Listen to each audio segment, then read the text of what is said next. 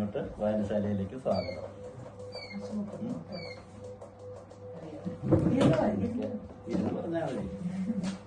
നമസ്കാരം, ഞങ്ങൾ ടെറാനോവ future school എത്തിക്കാട്ടിലെ വിദ്യാർത്ഥികളാണ്. ഞങ്ങളുടെ മരതക മാഗസിനിലേക്ക് അന്നും ഇന്നും എന്ന വിഷയത്തെ കുറിച്ച് ഒരു അഭിമുഖം പരിപാടി നടത്തുന്നതിന് വേണ്ടിയാണ് ഞങ്ങൾ വന്നിരിക്കുന്നത്. പതിരിപ്പൂർ ദേശീയ വായനശാല സെക്രട്ടറിയായ സുധാകരൻ സാറെ ഈ അഭിമുഖ പരിപാടിയിലേക്ക് ഹൃദയപൂർവ്വം സ്വാഗതം ചെയ്യുന്നു.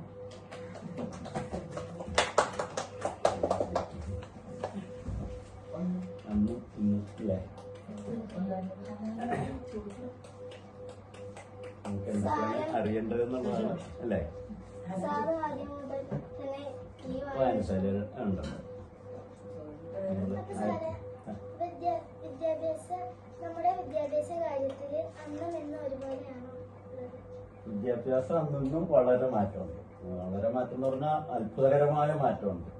അന്നെന്ന് പറഞ്ഞാൽ ഞാൻ പറയുന്ന ഒരു അരനൂറ്റാണ്ട് മുമ്പാണ്. അരനൂറ്റാണ്ട് എന്ന് പറയുമ്പോൾ എത്ര വർഷമാവും? 50. കറക്റ്റ്. നൂറ്റാണ്ട് എന്ന് പറഞ്ഞാൽ 100 ആണ്ടിനാണ് നൂറ്റാണ്ട് എന്ന് പറയുന്നത്. അപ്പൊ അതിന്റെ പകുതി അരനൂറ്റാണ്ട് എന്ന് പറഞ്ഞാൽ 50 വർഷം. ഒരു 55 വർഷം മുമ്പുള്ള ഒരു വർഷം മുമ്പാണ് ഞാൻ ഇവിടെ വരുന്നത്. അപ്പൊ അന്നത്തെ കാലത്ത് ഞങ്ങളുടെ ചെറുപ്പത്തിലെ വിദ്യാഭ്യാസം എന്ന് പറഞ്ഞാൽ സ്കൂളിൽ യാതൊരു സൗകര്യവും ഉണ്ടാവില്ല. ഇപ്പോഴത്തെ നിങ്ങളുടെ സ്കൂൾ പോലെയൊന്നുമില്ല. കാരണം ഒരു ബെഞ്ചുകള് ആണെങ്കിൽ ഇങ്ങനെ ഇളകണ ബെഞ്ചുകളായിരിക്കും. നിലമൊന്നും ടൈലൊന്നും ഇട്ടിട്ടുണ്ടാവില്ല. സിമെന്റ് ഒക്കെ പൊട്ടിപ്പൊളിഞ്ഞ് അവിടെ എവിടെയൊക്കെ സിമെന്റ് ഉണ്ടാവുള്ളൂ. നിലമൊക്കെ തളിച്ച നിലമൊക്കെ ആയിരിക്കും. അങ്ങനെയുള്ള പഴയ സ്കൂളുകളായിരിക്കും. പിന്നെ അധ്യാപകരുടെ ശിക്ഷണ രീതികളാണെങ്കിലോ ഭയങ്കരമായിരുന്നു. എന്തെങ്കിലും തെറ്റിയാല് അടി, ഭയങ്കരമായിട്ട് അടി ഉണ്ടായിരുന്നു. അത് കൈക്ക്, അതുപോലെ തൊടയില്, പിന്നെ നുള്ളിപ്പറിക്കുക, ഇവിടെ ചെവിയൊക്കെ ഇട്ട് പൊന്നാക്കുക എന്ന് പറയും. ആ സൈസിലാണ്. അപ്പൊ സ്കൂളിലേക്ക് പോവുക എന്ന് പറഞ്ഞാൽ തന്നെ ഞങ്ങൾക്കൊക്കെ ഭയങ്കര പേടിയായിരുന്നു. ഇന്ന് നിങ്ങൾക്ക് അങ്ങനെയുള്ള പ്രശ്നമുണ്ടോ? സ്കൂളിലേക്ക് പോകുക എന്ന് പറഞ്ഞാൽ വളരെ സന്തോഷമാണ് ഇപ്പൊ, അല്ലേ? ഞങ്ങൾക്ക് സ്കൂളിൽ പോകാന്ന് പറഞ്ഞാൽ എന്തായിരുന്നു? ഭയങ്കര പേടിയായിരുന്നു. പിന്നെ കളിക്കാനൊക്കെ ഉള്ള സൗകര്യമുണ്ട്. പിന്നെ അവിടെ ഉപ്പുമാവ്, ഉച്ചക്കൊരു ഉപ്പുമാവ് ഉണ്ടാവും. അതൊക്കെ കിട്ടുമെന്ന് പ്രതീക്ഷിച്ചാണ് പോവുക. ഇന്നൊക്കെയുള്ള പട്ടിണി, ഭയങ്കരമായിട്ട് പട്ടിണിയുള്ള ഒരു കാലമായിരുന്നു. പിന്നെ ശിക്ഷണ രീതികള് ഇന്നത്തേതിൽ നിന്നും ഇത്ര കൂടുതൽ കരിക്കുലം, കൂടുതൽ ഇതുള്ള രീതികളായിരുന്നില്ല അന്ന്. അന്ന് ആ കാലത്തിന്റെ ഒരു മാറ്റത്തിനനുസരിച്ച് അന്നത്തെ രീതിയിലുള്ള പഴയ പാഠഭാഗങ്ങൾ ഇതൊക്കെ പഠിച്ച് അങ്ങനെ പോരുക എന്നുള്ളതായിരുന്നു അന്നത്തെ രീതി. ഈ ഉത്സവങ്ങളും എന്താ പറയാ ആഘോഷങ്ങളും അന്നത്തെ കാലത്തതുപോലെ തന്നെയാണ് ഇന്നത്തെ കാലത്തത്? അല്ലല്ല. അന്നെന്ന് പറഞ്ഞാൽ വളരെ ലളിതമായ രീതിയിലാണ്. അന്ന് ഇത്രയും ഭൗതിക സാഹചര്യങ്ങൾ നമുക്കില്ലല്ലോ. ഇത്രയും പൈസ ഇല്ല. ഇതുപോലെ നമ്മുടെ ടെക്നോളജികൾ വളർന്നിട്ടില്ല. അപ്പൊ ആ രീതിയിലുള്ള ഉത്സവങ്ങളാണ് അന്ന് നടന്നിരുന്നത്. വളരെ ചെറിയ തോതിലുള്ള ഈ ചെണ്ടകൊട്ട്, ആന, അങ്ങനെയുള്ള സംഗതികളൊക്കെ അന്നും ഉണ്ട്. ഇന്നത്തെ അത്ര ഭയങ്കരമായ ഈ DJ പാർട്ടികള്, മറ്റ് ഇങ്ങനെയുള്ള ഭയങ്കര ബൊമ്മകളെയൊക്കെ കൊണ്ടുവന്നിട്ടുള്ള പ്രദർശനങ്ങളൊക്കെ ഉണ്ട്. അതൊന്നും അന്നില്ല. അന്ന് ചെറിയ തോതിലുള്ള കുട്ടികളുടെ ഡാൻസ് ഉണ്ടാവും. പിന്നെ നാടകങ്ങൾ, അന്നത്തെ ഒരു പ്രധാന ഇത് നാടകങ്ങളായിരുന്നു. പിന്നെ വന്നിരുന്ന ഒരു കാര്യമാണ് കഥാപ്രസംഗം. ഇന്നത് ഇല്ലാതെ ആയിപ്പോയൊരു ഇതാണ് കഥാപ്രസംഗം. എന്നിട്ട് കേരളം മുഴുവൻ ഇന്ന് സാംബശിവൻ എന്നൊക്കെ നിങ്ങൾ കേട്ടിട്ടുണ്ടാവും, അല്ലേ? കെടാമംഗലം സദാനന്ദ്, ഇങ്ങനെയൊക്കെയുള്ള പ്രശസ്തരായ കാഥികര്, കഥാപ്രസംഗം നടത്തുന്നവരെയാണ് നമ്മൾ കാഥികർ എന്ന് പറയുക. ഇങ്ങനെ ഉള്ള അവരുടെ കഥാപ്രസംഗങ്ങൾ നടത്തിയിരുന്നു. ഓരോ ഭാഗത്തു നിന്നുള്ള പുതിയ പുതിയ കഥകൾ. അന്ന് ആ കാലത്ത് നടന്നിരുന്ന ചങ്ങമ്പുഴയുടെ രമണൻ, വയലാറിന്റെ ആയിഷ, ഇതുപോലെ കുമാരനാശാന്റെ നളിനി, കണ്ടാലഭിക്ഷി, ഇതൊക്കെ കഥാപ്രസംഗമായിട്ട് അവതരിപ്പിച്ചിരുന്നു. നല്ല ഇതാണ്. നോവുകൾ തിങ്ങും ഹൃദയത്തിൽ നിന്നത് ചൊല്ലണ നല്ല രസമുള്ളതുണ്ട്. ഇതിന്റെ ആമുഖമായിട്ട് തുടങ്ങും. വേദന തിങ്ങും സമൂഹത്തിൽ നിന്നു ഞാൻ വേരോടെ ചീന്തി പറിച്ചതാണ് ഈ കഥ എന്നൊക്കെ പറഞ്ഞിട്ടാണ് കഥ അങ്ങ് തുടങ്ങുക. അതാ നോക്കൂന്ന് പറഞ്ഞിട്ട് പെട്ടെന്ന് നമ്മളെ അങ്ങോട്ട് നോക്കും. വൃത്തവും കോണും ചതുരവും ഇല്ലതിൽ എത്തി നോക്കിയിട്ടില്ല ശില്പിതന്ത്രം. കുമാരനാശാന്റെ ദുരവസ്ഥയിലെ ആ വീടിനെ പറ്റി പറയണതാണ്. ഒരു കുടില് ഉണ്ടാക്കി വെച്ചിട്ടുണ്ടെന്നാണ്. അതായത് ആശാരിമാരുടെ ആ പണികളോ അതിന്റെ ഇതൊന്നും അവിടെ എത്തിയിട്ടില്ല. അപ്പൊ ആ തരത്തിലുള്ള വീടുകൾ അങ്ങനെ പറഞ്ഞിട്ട് കഥയിലേക്ക് അങ്ങ് കിടക്കുകയാണ്. നമ്മുടെ കഥാനായിക വരുന്നു എന്നൊക്കെ പറഞ്ഞു. വളരെ രസകരമായിട്ടുള്ള നിങ്ങൾ കഥാപ്രസംഗം കേട്ടിട്ടുണ്ടോ ആരെങ്കിലും? ഈ മേളയ്ക്കൊക്കെ കേൾക്കുന്നതേ ഉണ്ടാവുകയുള്ളൂ. നല്ലൊരു അനുഭവമുള്ള ഇതായിരുന്നു. അതുപോലെ നാടകങ്ങൾ മിക്കവാറും നാട്ടിലുള്ള ആൾക്കാരെല്ലാവരും കൂടെ തട്ടിക്കൂട്ടി 1-2 മാസം മുമ്പ് തന്നെ തുടങ്ങി അതൊരു ആഘോഷമായിട്ട് അത് തന്നെ ഒരു ആഘോഷമാണ്. അങ്ങനെയാണ് അതൊക്കെ. നമ്മളിവിടെയൊക്കെ കുറെ നാടകങ്ങൾ അവതരിപ്പിച്ചിട്ടുണ്ട്.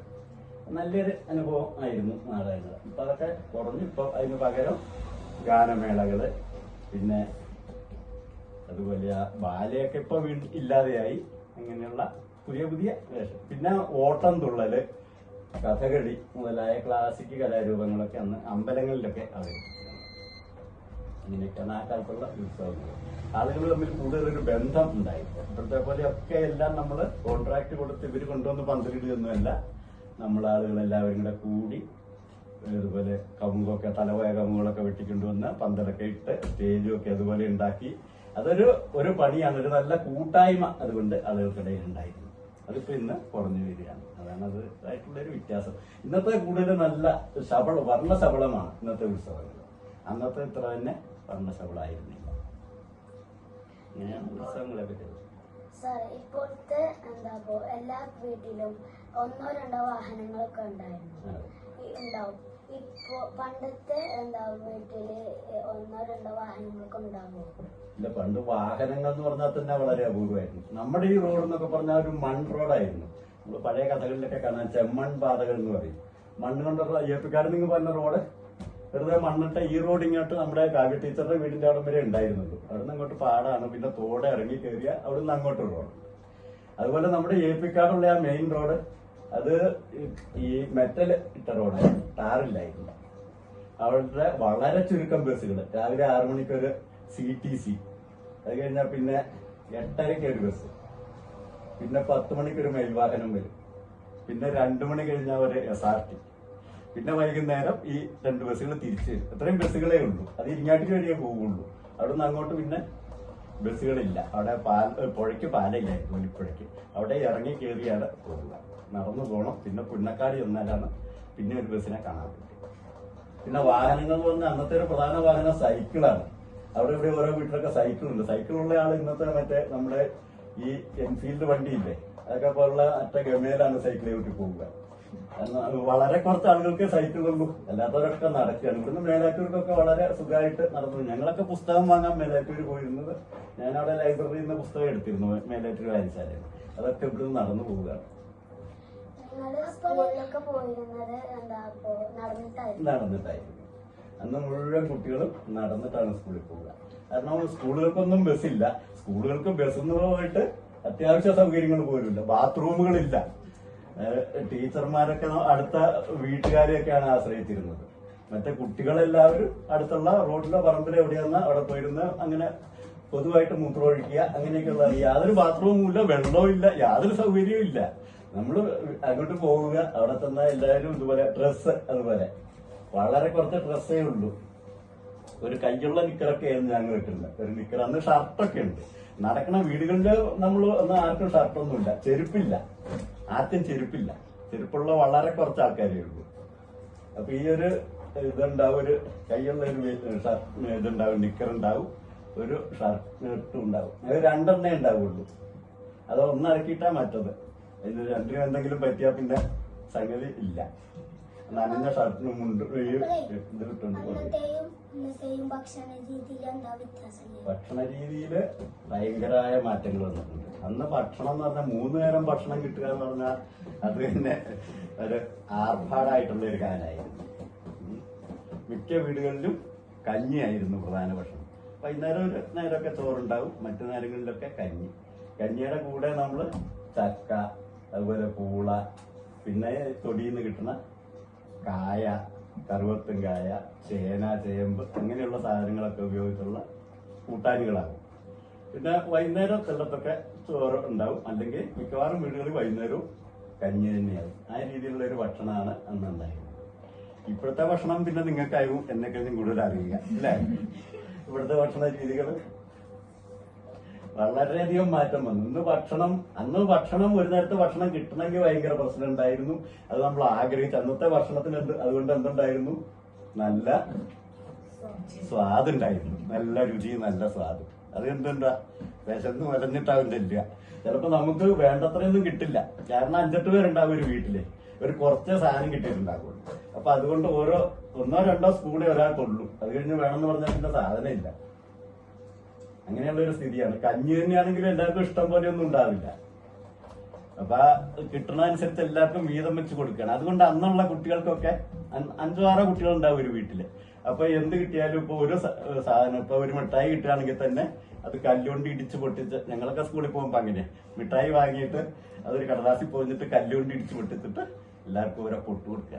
2 പൈസയാണ് ഒരു മിഠായിക്ക്. 2 പൈസ കിട്ടാൻ ഒരു മാർഗവും ഇല്ല. വീട്ടിൽ നിന്ന് എപ്പോഴെങ്കിലും ആണ് 2 പൈസ കിട്ടുക. അങ്ങനെ ഒരാൾക്ക് പൈസ കിട്ടിയാൽ അയാളൊരു മിഠായി വാങ്ങിയാൽ ആ കൂട്ടുകാരെല്ലാവരും കൂടെ കൂടി ഇത് പൊട്ടിച്ച് ഇങ്ങനെ എടുക്കും. അങ്ങനെയൊക്കെയുള്ള ഒരു കാലമായിരുന്നു. ഇന്ന് വളരെ നല്ലൊരു കാലത്താണ് ഇപ്പം നമ്മൾ ജീവിക്കുന്നത്. അതാണ് ഇപ്പം നമ്മുടെ ഏറ്റവും വലിയൊരു സുഖം എന്ന് പറയുന്നത്. ഭക്ഷണത്തിനൊന്നും നമുക്ക് വലിയ പ്രശ്നമില്ല, ഉണ്ടോ? അതുപോലെ വസ്ത്രങ്ങൾ അല്ലേ, നമുക്ക് കുപ്പായത്തിനൊക്കെ വല്ലതും പഞ്ഞുണ്ടോ? ഇല്ല. അതുപോലെയുള്ള മറ്റ് നമ്മുടെ ഭൗതിക സാഹചര്യങ്ങൾ, നമ്മുടെ വീടാണെങ്കിലും നല്ലൊരു വീട്, അടച്ചുറപ്പുണ്ട് അല്ലേ. അന്ന് വാതിലിനൊന്നും വലിയ ഉറപ്പുള്ളതും വാതിലൊന്നുമല്ല. എല്ലാവരുടെയും വൈക്കോലുമേഞ്ഞ വീടുകളാവും. അങ്ങനെയുള്ള വീടുകളാണ് വളരെ അപൂർവം. ഈ ഭാഗത്തൊക്കെ വളരെ കുറച്ച് വീടുകൾ, ഈ ഭാഗത്തൊന്നല്ല എല്ലായിടത്തും അതെ. അവിടെ ഇവിടെയൊക്കെ ഒരു ഏപ്പിക്കാട് നിന്ന് ഇങ്ങോട്ട് പോകുന്നാൽ തന്നെ ഒരു 10-12 വീടുകളേ ഉള്ളൂ ഈ ഭാഗത്തേക്ക് എത്തണത് വരെ. ഇപ്പൊ എത്ര വീടുണ്ട്? റോഡിന് അഭിമുഖമായിട്ട് റോഡിലേക്ക് തിരിഞ്ഞിരിക്കുന്ന വീടുകളൊന്നുമില്ല.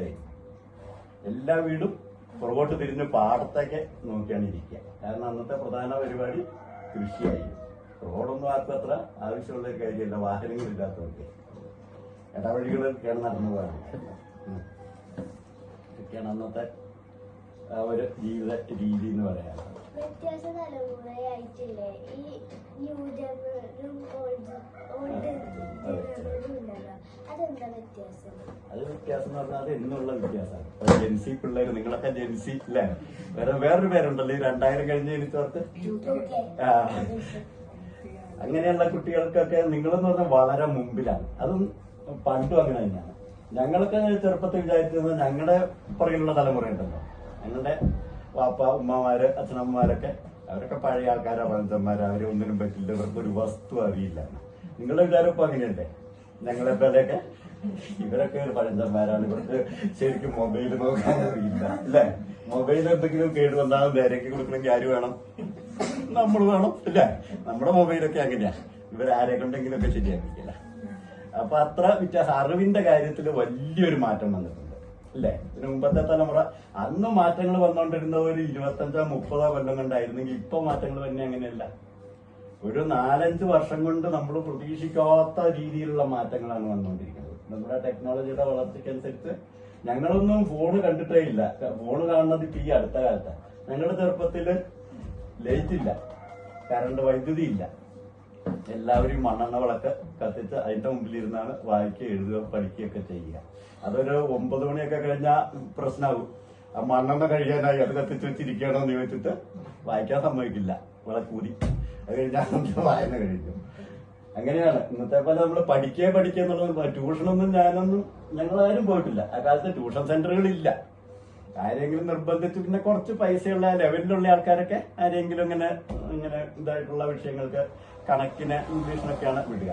ഞങ്ങൾക്കൊന്നും പിന്നെ ആകെ യാതൊരു പ്രശ്നങ്ങളും ഇല്ലായിരുന്നു. വളരെ സുഖമായ ജീവിതമായിരുന്നു സ്കൂളിൽ പോകാനുള്ള. രാവിലെ എണീറ്റാല് അവിടെ അടുത്തൊരു തോടുണ്ട്, അവിടെ പോയി കുളിച്ച് കണ്ണിനൊക്കെ ഒരു ചുവപ്പ് നിറം വന്ന് നിങ്ങൾക്കൊന്നും ആ അനുഭവം ഉണ്ടാവില്ല. പിന്നെ നമ്മൾ നോക്കിയാൽ ആകെ കോട മൂടിയ പോലെ എല്ലാവരും കാണുക. അങ്ങനെയാണ് തോട്ടിൽ നിന്ന് കയറി വരിക. കണ്ണ് കാണില്ല, അത്രയാവും. കണ്ണിങ്ങനെ ചുവന്ന് തോട്ടിലിങ്ങനെ താടി അതിൽ തൊട്ട് കളിക്കുക, അങ്ങനെയുള്ള പലതരം കളികളുണ്ട്. ഇന്നത്തരം കളികളൊന്നും ഇല്ലാതെ. പിന്നെ വീട്ടിൽ വന്നാൽ അപ്പോഴത്തേക്കും സ്കൂളിൽ പോകാൻ നേരം വൈകിട്ടുണ്ടാവും. പിന്നെ സ്കൂളിലേക്ക് ഓടി പോവുകയാണ്. അപ്പൊ പോണ വഴിക്കുള്ള വീടുകളിൽ നിന്നൊക്കെയുള്ള കുട്ടികളുണ്ടാവും. എല്ലാവരും ഇങ്ങനെ കൂടി അങ്ങോട്ടും ഇങ്ങോട്ടും ഒക്കെ ആയിട്ട്, റോഡൊന്നുമില്ല, ഇടവഴി, പാടത്തിന്റെ വരമ്പ്, അങ്ങനെയൊക്കെ ആയിട്ടാണ് പോവുക. അങ്ങനെ സ്കൂളിലേക്ക് എത്തുകയാണ് ചെയ്യുക. ആ പോണ വഴിക്ക് തന്നെ നമുക്ക് ആ വഴിക്കുള്ള മുഴുവൻ ആളുകളെയും നമുക്ക് പരിചയമുണ്ടാവും. അപ്പൊ നമ്മൾ ഇവിടുന്ന് വെള്ളിഞ്ചേരി സ്കൂളിലേക്കാണ് പോകണമെങ്കിൽ ആ പോണ വഴിക്കുള്ള വീടുകള്, ആളുകള്, സ്ഥലങ്ങൾ, ഇതൊക്കെ നമുക്ക് നല്ല പരിചയം ഉണ്ടാവും. ഇപ്പൊ അങ്ങനെ ഒരു പരിചയം ഉണ്ടാവുന്നുണ്ടോ? ഇല്ല. നമ്മൾ ഇവിടുന്ന് ബസ്സിൽ കയറുന്നു, സ്കൂളിൽ പോയി ഇറങ്ങുന്നു, സ്കൂളിൽ നിന്ന് 4 മണിക്ക് ബസ്സിൽ കയറുന്നു, വീട്ടിൽ വന്ന് ഇറങ്ങുന്നു അല്ലേ? ആ പോണ വഴിയോ ആ വഴിക്കുള്ള ആളുകളെ ഇവിടെ ഒന്നും നമുക്ക് പരിചയമില്ലാതെയാവണം. അങ്ങനെ ഒരു പ്രശ്നം ഇപ്പൊ വരണം. മഴ പെയ്താലോ? മഴ പെയ്ത പണ്ടത്തൊക്കെ ഒരു കുടയൊക്കെ ഉണ്ടാവും. അന്നത്തെ ആദ്യകാലത്തുള്ള കുടകളൊക്കെ ഈ ഒരു സൈസ് മരത്തിന്റെ കാലാണ്. മരം അല്ലാതെ ഈ മുള പോലെയുള്ള ഈ ചൂരലൊക്കെ ഉണ്ടല്ലോ, ആ സൈസ് ഒരു ഇതിന്റെ ഒരു തണ്ടാണ്, ഒരു പുൽത്തണ്ട് പോലെ ഒരു സാധനം. അതങ്ങോട്ട് തീർത്ത് കഴിഞ്ഞാൽ നമ്മുടെ കുട നൂർത്താൻ കഴിയില്ല. പിന്നെ കുട ഇങ്ങോട്ട് മരത്തി വെച്ചിട്ട് അതിന്റെ മുകളിൽ ചവിട്ടിയാണ് കുട നൂർത്തലൊക്കെ ചെയ്യുക. അതിൽ ഇതൊക്കെ കേടുവരുമൊക്കെ ചെയ്യും. ആ കുട ചൂടിയാണ് അന്നത്തെ യാത്ര. പിന്നെ ആദ്യകാലത്തൊക്കെ എനിക്ക് ഞാൻ അത് അധികം ഉപയോഗിച്ചില്ല. 1-2 പേരുടെയൊക്കെ കണ്ടിട്ടുണ്ട് ഈ ഓലക്കുടയായിട്ട് സ്കൂളിൽ വന്നുകൊണ്ടിരുന്ന ഒരു കാൽക്കുട ഉണ്ടാവും, ഇങ്ങനെ പിടിച്ചു പോണ കുട. ഞങ്ങൾക്കൊക്കെ ഇങ്ങനത്തെ ഒരു കുട ഉണ്ടായിരുന്നു. മരത്തിന്റെ കാലാണ് ഇങ്ങനെയുള്ള ഒരു കുട. പിന്നെ ഒരു സഞ്ചി ഉണ്ടാവും. പെട്ടെന്ന് പൊട്ടൊക്കെ ചെയ്യും. അത് നൂർത്താന്റെ രക്ഷയിൽ ഈ കാലിങ് ചേർത്തിട്ടേ ഇതിന്റെ കുതിര എന്ന് പറഞ്ഞിട്ടൊരു സാധനമുണ്ട്. നിങ്ങൾക്കിപ്പോ അതൊന്നും പറഞ്ഞാൽ മനസ്സിലാവില്ല. അതാണ് അതങ്ങോട്ട് തള്ളി വേണം ഈ കുടം നൂർത്താല്. അത് നമുക്ക് തള്ളിയാ പോവില്ല. ഈ മരം കൊണ്ട് വണ്ണം വെച്ചാല് നമ്മൾ മഴക്കാലത്ത് വാതിൽ അടയ്ക്കുമ്പോ ചിലപ്പോ വാതിൽ ചേരില്ലല്ലോ. അതേപോലെ ഒരു രീതി അതിനുണ്ടാവും. അപ്പൊ അതുകൊണ്ട് അങ്ങനെ ഒരു പ്രശ്നമുള്ളതുകൊണ്ട് അവിടെ ചവിട്ടി കുട്ടികളാകുമ്പോ പിന്നെ കുട കേടുവന്നൊന്നും നമുക്ക് പ്രശ്നമല്ല. നമ്മള് കുട എങ്ങനെയും നിവർത്തുക എന്നുള്ളതാണ്. അതിന്റെ അടി പിന്നെ വീട്ടിൽ വന്നിട്ടാണ് നമുക്ക് കിട്ടുക. കുട കേടുവരുത്തിയില്ലേ, അങ്ങനെയാണ് അതിന്റെ സംഭവം. അപ്പൊ ജനറേഷന്റെ മാറ്റം നല്ല രീതിയിലുണ്ട്. ജനറേഷൻ പണ്ടുണ്ടായിരുന്ന ഒരു അടുപ്പം ഇന്നത്തെ തലമുറയ്ക്ക് ഇല്ല എന്നുള്ളതാണ് തോന്നുന്നത്. കാരണം നമ്മൾ തമ്മിലുള്ള അടുപ്പത്തിനുള്ള ഒരു ഇത് ഉണ്ടാവണില്ല. അങ്ങനെ ഒരു പ്രശ്നമാണ് അതിൽ ഉണ്ടാവുന്നത്.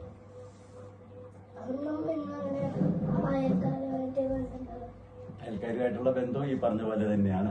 കാരണം അന്നൊക്കെ അയൽക്കാരെന്ന് പറഞ്ഞാൽ നമ്മളോട് ചേർന്ന് നിൽക്കണം, നമ്മുടെ സ്വന്തം വീട്ടുകാരെ പോലെ ആയിരുന്നു അയൽക്കാരുമായിട്ട് നമുക്കൊരു ബന്ധം വരിക. ഇന്ന് നമ്മൾ അയൽക്കാരനെ തൊട്ടടുത്ത വീട്ടിലുള്ള ആളെ എങ്ങനെയാ വിളിക്കുക?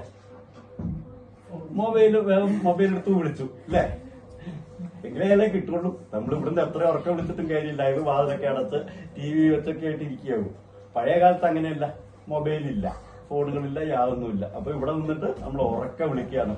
ഗോപാലാന്ന് വിളിച്ചാല് അവിടുന്ന് ഗോപാലിനൊക്കെ വരും, മുറ്റത്തേക്ക് വരും, എന്താ പ്രശ്നം എന്ന് ചോദിച്ചിങ്ങോട്ട് വരും. പിന്നെ വേലികളൊന്നും അങ്ങനെ ഇല്ല. ഇന്നത്തെ പോലുള്ള മതിലുകൾ നമ്മുടെ ഇവിടെ അത്ര വ്യാപകമായിട്ട് മതിലുകൾ വന്നിട്ടില്ല. മറ്റേ ഒന്നോടെ ഇതൊക്കെ കഴിഞ്ഞ മുഴുവൻ വീടുകൾക്കായിട്ടും മതിലുകളാണ്. അപ്പൊ അങ്ങനെയുള്ള ഒരു ഇത് വരുമ്പോ അയൽക്കാർ തമ്മിൽ കൂടുതൽ ഒരടുത്ത ബന്ധം ഉണ്ടായിരുന്നു. പിന്നെ സാധനങ്ങളുടെ കൊടുക്കൽ വാങ്ങല് മിക്ക വീടുകളിലും അരി, ഉപ്പ് മുതലായ കുറെ സാധനങ്ങൾ എപ്പോഴും പ്രശ്നമാകും. മുളക് അത് എപ്പോഴും അടുത്ത വീട്ടിൽ പോയിട്ടാണ് നമ്മൾ വാങ്ങുക.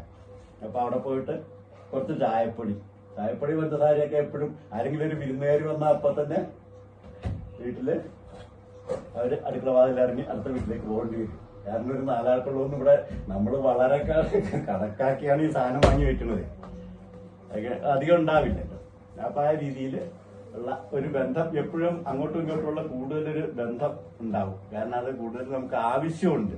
ആവശ്യം ഇതിലൊരു പ്രധാന ഘടകമാണ്. ഇപ്പൊ നമുക്ക് ആവശ്യം കുറയുന്നു എന്നുള്ളതാണ് നമ്മുടെ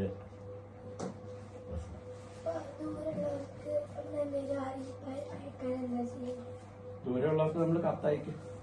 അന്ന് കത്തേ ഉള്ളൂ, ഫോണില്ല, മറ്റേ അതൊന്നും ഇല്ലല്ലോ. അപ്പൊ നമ്മൾ കത്തയക്കുക ചെയ്യുക. അപ്പൊ കത്തെഴുതി ഇവരൊക്കെ ഇപ്പൊ ഇവിടെ ഗൾഫിലൊക്കെ ഉള്ളവർക്ക് കത്തയച്ചിട്ട് ആ വിവരം കിട്ടണമെങ്കിൽ പിന്നെ 1 മാസം കഴിയണം. ഇവിടുന്ന് കത്ത് അവിടെ കിട്ടണമെങ്കിൽ എങ്ങനെ ഒരാഴ്ച 10 ദിവസം പിടിക്കും. പിന്നെ അവിടുന്ന് ഒരു മറുപടി എഴുതി അത് ഇവിടെ വരണമെങ്കിൽ വീണ്ടും അപ്പോൾ 1 മാസമൊക്കെ പിടിക്കും ഒരു കത്ത് പോയി അതിന്റെ വിവരം നമുക്ക് ഇവിടെ കിട്ടണമെങ്കിൽ. അതുപോലെ നാട്ടിലാണെങ്കിലും നമ്മൾ ഒരു 2 ദിവസം പിടിക്കും വിടുന്ന ഒരു കത്ത് അവിടെ തരുന്നത്. പിന്നെ അവര് വായിച്ച അതിനൊരു മറുപടി ഇല്ലന്റിലാണ് മറുപടി എഴുതുക. ഇല്ലന്റൊക്കെ നിങ്ങൾ ആരെങ്കിലും കണ്ടിട്ടുണ്ടോ? കത്തെഴുതണ ഇല്ലന്റ് എന്ന് പറഞ്ഞൊരു സാധനം ഉണ്ടായിരുന്നു, കാർഡ് എന്നും പറഞ്ഞൊരു സാധനം ഉണ്ടായിരുന്നു, പിന്നെ ഒരു കവർ പിന്നെ കണ്ടിട്ടുണ്ടാവും. അതിലൊക്കെയാണ് നമ്മൾ കത്തെഴുതി വിവരം. അന്ന് കത്തുകൾ എഴുതുക എന്നുള്ള ഒരു പ്രധാന ഇതായിരുന്നു. പോസ്റ്റ്മാന്റെ കയ്യിൽ ഇഷ്ടം പോലെ കത്തുകൾ ഉണ്ടാവും. കാരണം എല്ലാവരും വിവരം അറിയാൻ വേണ്ടി അങ്ങോട്ടും ഇങ്ങോട്ടും ഒക്കെ കത്തുകൾ അയച്ചിരുന്നു. ഇപ്പൊ പിന്നെ ആ ഒരു സംസ്കാരം ഇല്ലാതെയായി. ഈ ഫോൺ വന്നുകൊടുക്കി അത് വളരെ സൗകര്യമായി. നമുക്ക് എത്ര ദൂരം എവിടെ ഇരിക്കുന്നയാളെ ആ നിമിഷം തന്നെ വിളിക്കാൻ, അതുപോലെ കാണാനുള്ള സംവിധാനം ഇപ്പൊ വന്നല്ലോ. കണ്ട് വർത്തമാനം പറയാനും അതൊക്കെ നമ്മുടെ